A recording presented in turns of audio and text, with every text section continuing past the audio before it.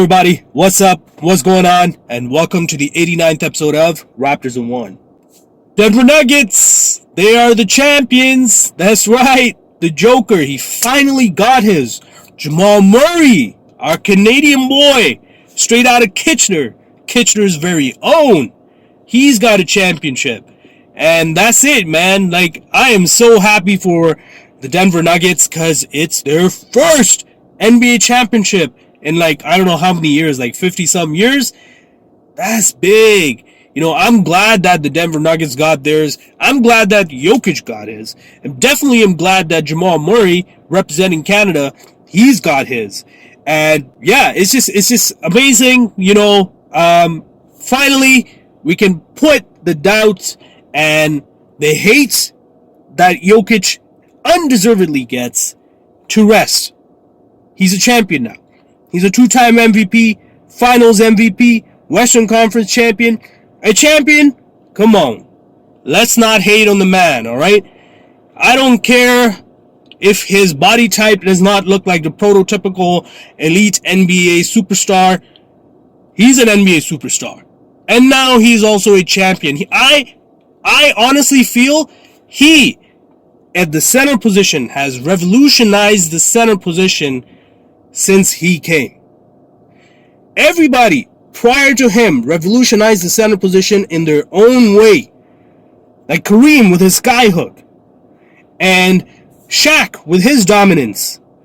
Will Chamberlain with his dominance.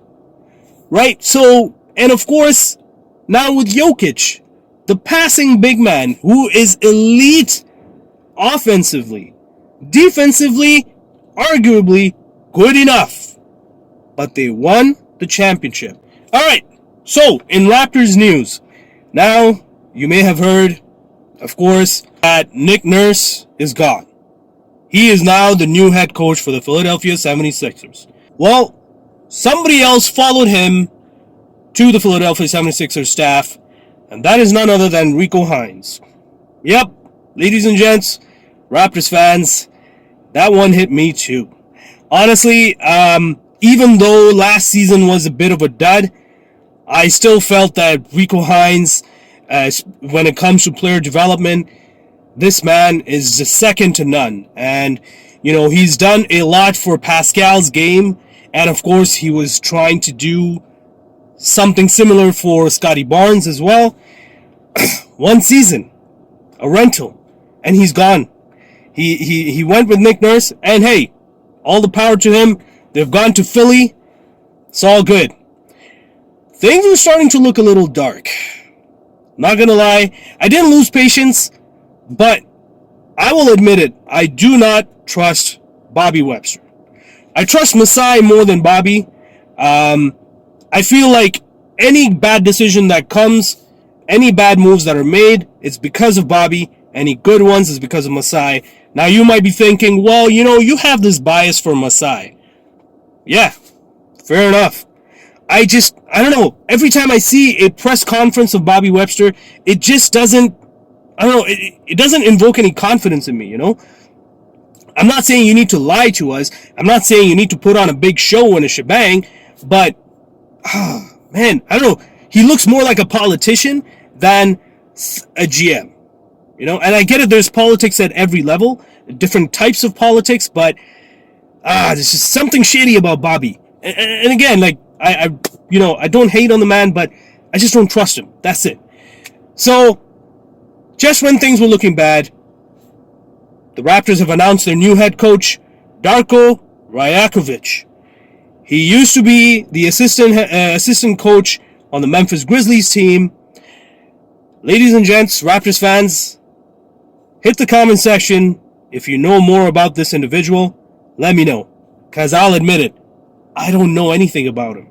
And when I say I don't know anything about him, I did a little bit of digging, and I get it. He was staff at Memphis Grizzlies, coaching staff, and the kind of strides that the Grizzlies organization has taken under his tutelage, because he's huge on player development.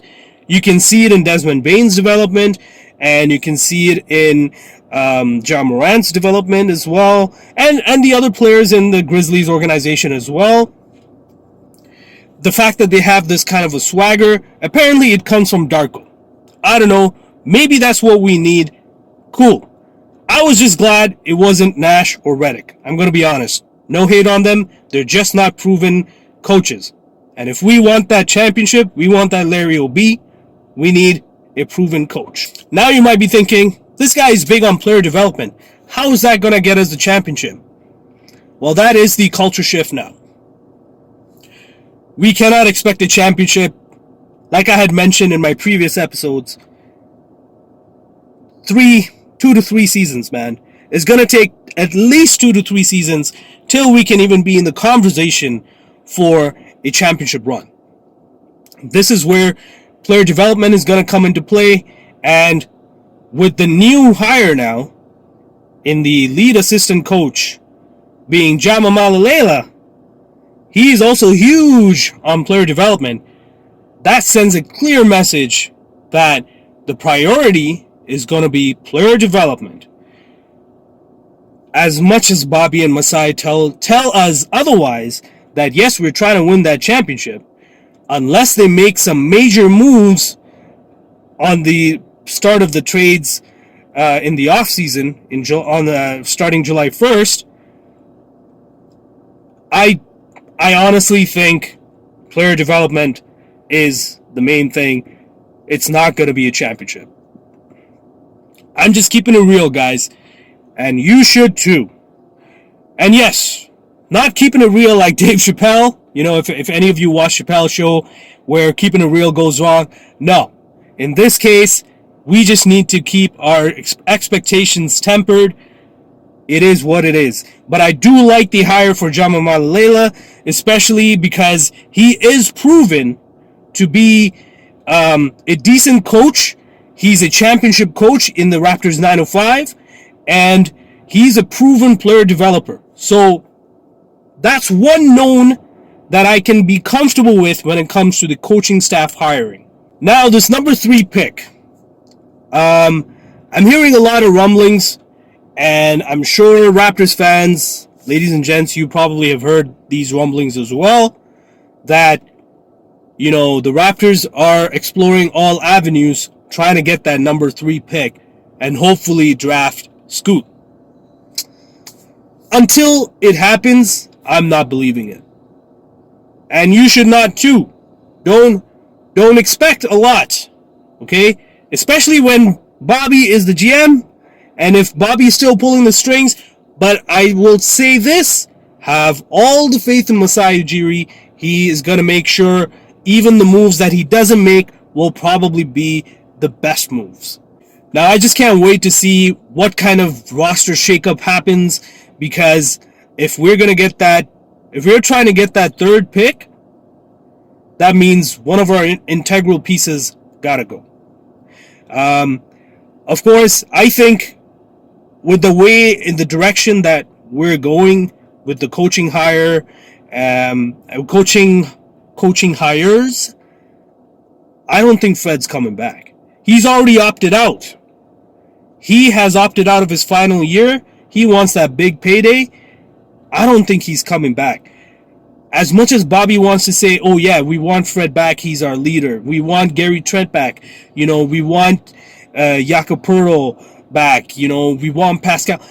Bro, if you want to make some serious changes, one of these pieces gotta go. You can't tell us, and you definitely can't fool us into thinking you're going to take those steps forward by keeping the same core. You cannot. Especially if you want that 3rd pick in the draft now. One of these pieces got to go. I honestly think we should let Fred walk. Straight up. And if Fred does walk, we got to get Scoot Henderson. We do. In the meantime, we should probably also get a veteran point guard who's going to mentor Scoot Henderson. Like, Scoot, from what I've seen, he seems like an elite player. You know, like, he's got great physicality, and especially for his size. And, I don't know so much about his vision per se, and maybe that's where the mentor from a veteran point guard has to come in to show him, how to be a better ball distributor, how to have that increase your basketball IQ to the NBA level. But I honestly, in my opinion, I think Fred's got to go. It's not because I hate Fred. I actually like Fred. It's just that we need to move on. As an organization, he needs to move on. He deservedly should be getting bigger payday. And if that's what he wants, all the power to him. We both need to move on if we need to be successful. Whether together or individually. Doesn't matter. If Fred gets his bag and he gets his success, good for him. But this needs to happen. Now, I honestly believe that we need to bring Jack back. And by Jack, I mean Jakob Poeltl. And we need to bring Gary Trent back. Now, ladies and gents, Raptors fans, I know I've asked this question before and I'm going to ask it again. We're in the news for that third pick, baby. Which player would you let go of? Pascal or OG? I've already mentioned who I was going to get rid of. And my reasoning behind it. I think Pascal's got to go. OG's got to stay. And now with this coaching hire, being player developing coaches, Pascal's already developed. I mean, I think he's at a point now, he's at his prime. He's at a point where now he doesn't need to be coached by a player developer. He needs to be coached by a proven coach and be part of an organization that is ready to make that championship run and eventually win that championship. Honestly, that's the best for Pascal. We need to give him up. He could go to Portland. Portland's got that third pick. That's how they keep Damian Lillard too. Pascal goes to Portland. We get the picks. We get a few players in return. Hopefully Anthony Simmons or Shaedon Sharpe. Either or both. It's probably going to be either or. So that's all I got for today, folks. Again, just a reminder, don't forget to hit that thumbs up button if you like the content. And if you want to check out some more of my content, don't forget to hit that subscribe button. And if you just want to leave your opinions and comments, you're more than welcome to hit the comment section. But of course, keep it respectful. Until next time, I'm out.